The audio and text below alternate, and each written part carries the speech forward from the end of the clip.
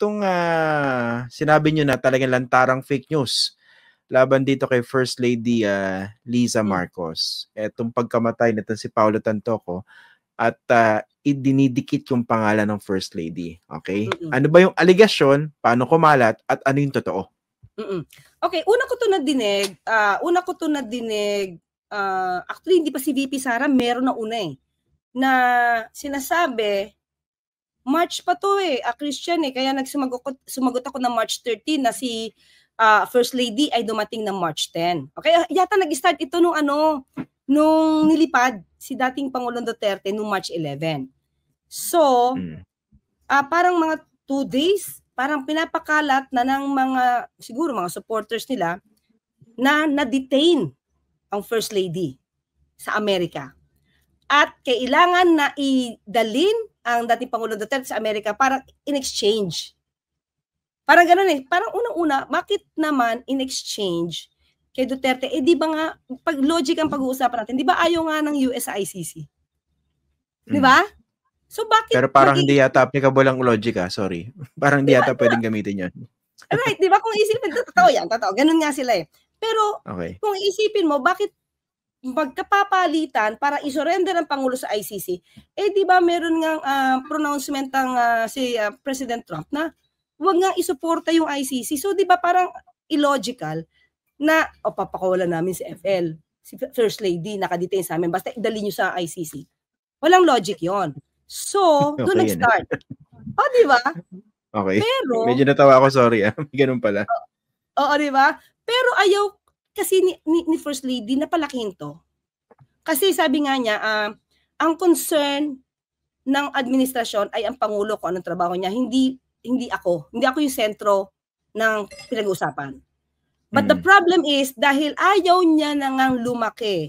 Alam mo yun? So, ang dami-dami na gumagawa ng kwento, even some lawyers. Sabi niya, sige na, magpakita ka na para i-prove mo na hindi ka nakadetain. So, di ba, kung titignan pero parang baliktad yun Sorry parang baliktad yun Yung burden of proof na shift, no? Lawyer pa yon. Okay? So, ang sa akin lang, Christian, may Facebook account ang First Lady.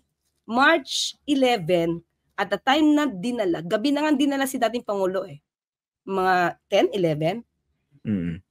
Ng gabi, si First Lady, meron ng affair with the representatives ng Girl Scouts of the Philippines. Nasa Facebook. May event. Makikita naman nila yan. Pero still, yun pa rin. So, ang unang kwento is, na-detain. Now, nung lumaki to at si VP, hindi namin tinitake up to na tanong lang sa akin ng press briefing. So, pinakita ko lang yung ang una kong sagot dito, hindi po dumating po ang First Lady ng March 10. So, ganun lang kasimple kasi ayaw na nga namin sanang lumaki. Nung mas lumaki siya, nung si VP Sara ang nagsabi nito, the same content doon sa Peking Police Report bago magkaroon ng eleksyon. Binanggit niya to. Meron akong binigay sa'yo, Christian, na ano. Before elections pa pala yung video na yun. Yes, before elections pa yun. Hindi siya AI, talagang sinabi niya yan. Sinabi niya yun. Sinabi talaga yan ni VP Sara. So, natanong sa akin yon, so sinagot ko kasi it's VP Sara. Kaya ang sagot ko, siya pala yung source ng fake news. Kasi ito yung affair, di pa nakita ko yung mga videos. Okay? So, paano madidetain ang First Lady kung March 10 pa lang nasa Pilipinas na?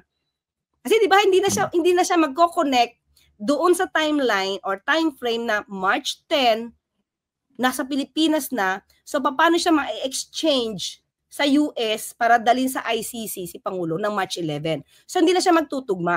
Okay? So nawala yung issue na yun kasi napaliwanag natin yung timeline niya. Now, meron bago. So siguro since hindi nila ma-counter itong activities ni First Lady na sinabi natin, gumawa na naman sila ng another fake document, itong police report. So, at first, sabi nga niya, ayaw talaga ang patulan to, pero sabi ko hindi pwede kasi lumalaki. Kailangan malaman din ng sambayanan, lalo na First Lady, at kinakabit. Maliban kay First Lady, kinakabit kasi siya sa Pangulo. Especially ng mga DDS na sabi niya, oh ayan, may patunay na. So dapat magpa-hair follicle test na, otherwise bumaba ka na. At pagbigyan mo na si VP Sara na maging Pangulo. So sabi nga namin, I have to explain this kasi taong bayan na yung, lumalaki. So yung taong bayan, I think kailangan natin malaman ng taong bayan kung ano yung totoo dito, otherwise maniniwala na sila kasi hindi tayo sasagot dahil akala natin okay lang. Di ba maski na naman si VP Lenny noon, nagsisi siya na hindi niya sinagot yung mga troll, yung mga fake news sa kanya. Kasi akala niya okay lang, this is the truth, pero nagsisi siya at the end.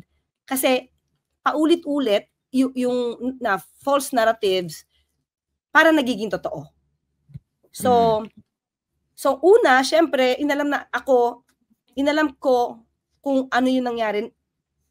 So, tinanong ko muna, ito bang si Mr. Paulo Tantoco,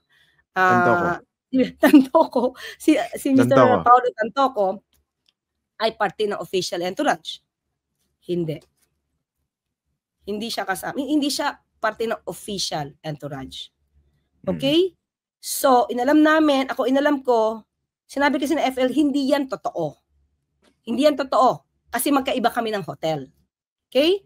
So, ang ginawa namin is, hinanap ko yung ibang mga facts at nakakuha nga kami ng police report mismo doon sa Beverly Hills Police Department. Okay? Binigyan kami ng kopya at nakita namin na dinagdag talaga. Especially yung pinatawag itong mga taong to. Doon sa parting binanggit ko doon sa aking press briefing. Tapos pinangalanan yung Dina Arroyo Tantoco, Lisa Araneta Marcos, saka yung Alexa Miro. Kung ikaw ang mag-iisip, kaya alam mong gawa. Yung Alexa Miro is not a real name. It's just a screen name. Screen name? So sa police blotter, hindi ka naman mag-screen name. Pwede pa alias. Parang alias Mary Grace Piatos. Pero dapat may real name ka talaga. Hindi lang pwedeng alias ka lang, di ba? So, ganon. So, pero sorry. So, naglabas sila ng fake document tapos nagsingit ng linya ng mga pangalan. Tapos ito yung pinakalat online. Yes, ni Bobby Tiglao. Nasa Facebook niya. And, inano niya pa ako, ito, meron document dito, totoo naman na meron ditong, parang, hindi ko matandaan police security something or police officer na ito ang pangalan kasi may nakapirma doon. Ang pangalan niya is Donna Corze, record supervisor. May totoo naman, record supervisor. Hinanap niya lang yung pangalan na to, pero hindi niya verify kung totoo ito. And I don't know, Christian, sa atin naman, kung sino may hawak na fake at siya nagpalabas at siya ang nagpapasabi na ito'y totoo, ang presumption niya, siya gumawa. Sa atin yan, that's the presumption. So, pero kayo na-confirm nyo sa mismong police department na walang ganong mga pangalan at isiningit lang yon. Na-confirm niyo yun? Oo. Wala din yung sinasabi nagkalat na mga white powdery substance. Oo. Wala yun. At wala ring nakalagay na ang kinamatay is overdose. Wala. Wala yon. Wala. Parang, ano nga bang word sinabi niya? Basta nandun sa kay Bobby Tiglao, teka lang, sana nandito, wait lang, sana nandito. Ito yata. Oops. Yung mga trolls ngayon, no? Talagang, okay, go. Ito, Christian. Ang daming trolls ngayon, Ito yung dagdag.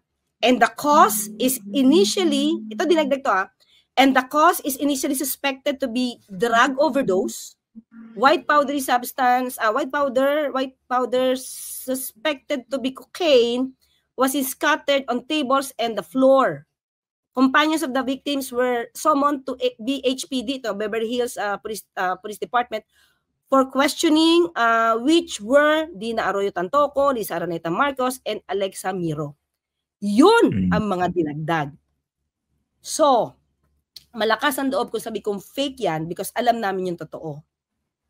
And then, after that, wala silang nilabas na anumang pang-counter sa sinabi ko.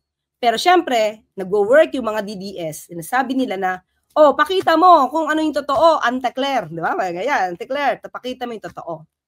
Pero sinabi ko sa press briefing, sabi ko, yung mga media, kayo na rin mag-imbestiga kung anong totoo dito. Hindi kasi para kung lalabas sa mainstream ito, mas makikita natin yung neutrality. Hindi lang sa akin, hindi self-serving. And, true enough, Christian, ABS-CBN, through may sinabi siyang isang correspondent doon, but it was reported already by Pia Gutierrez na totoo yung sinasabi ko, na yung mga words na sinabi ko kanina, binasa ko, dinagdag iyon to link, no, First Lady Liza Araneta tungkol sa sinasabing cocaine overdose at sa pagkamatay ni Mr. Tantoco. Medyo napakasalbahe nung kilos na yun, no? Tsaka unfair doon sa namatay dahil nagagamit siya dito sa political issue na ito or political propaganda.